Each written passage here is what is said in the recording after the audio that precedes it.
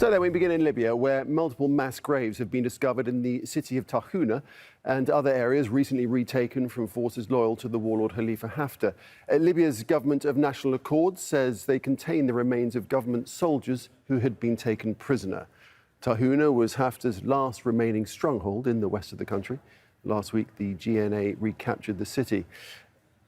This comes as the United Nations say that both sides are fully engaged in the latest round of ceasefire talks. The UN support mission in Libya says separate virtual meetings have been held with Haftar's representatives and the internationally recognized government. Turkey says the US needs to play a more active role in those talks. And that's as US Secretary of State Mike Pompeo called the developments positive. Malik Trainer has more from Misrata on the discovery of mass graves.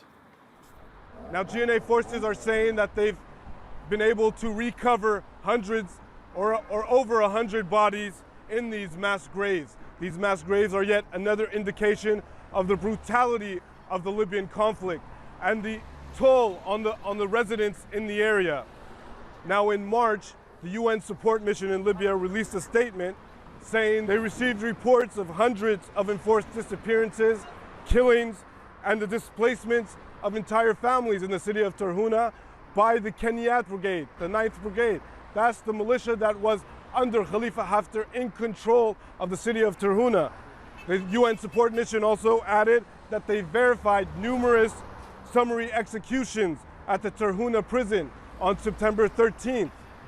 So now the GNA, the health officials, have told us that they're finding out that civilians are among the dead in these mass graves.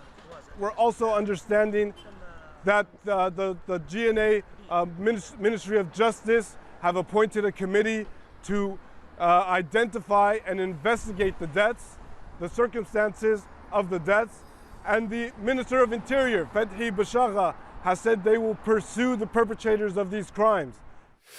Well, let's take this on. We can speak to Toby Cadman, who's an international human rights lawyer specialising in the field of war crimes and the International Criminal Court, and joins us now from London. Toby Cadman, so the exact number of bodies found isn't yet clear, but it certainly looks as if this is a crime on an horrendous scale. Good morning. Yes, it really does. I think the reports that are coming out now are showing that there are obviously some military figures who appear to have been executed with hands tied behind their backs, and now reports coming out of civilians. Now, of course, there'll need to be an investigation to identify the cause of death, but it certainly looks on the face of it that these are executions and thereby constituting a war crime. OK, so is that the criteria for it? If hands are tied and executions have been carried out, then that is then a war crime, is it? Well, it's clearly not so simple. What they'll have to look at, they'll have to identify, first of all, whether these are civilians with their military personnel. The fact that they've been buried in a mass grave would indicate that these are not individuals who died in the course of warfare. If they are military personnel, the Geneva Conventions are very clear. The steps that have to be taken when military personnel are what's called hors de combat, they become prisoners of war, and the Geneva Conventions apply.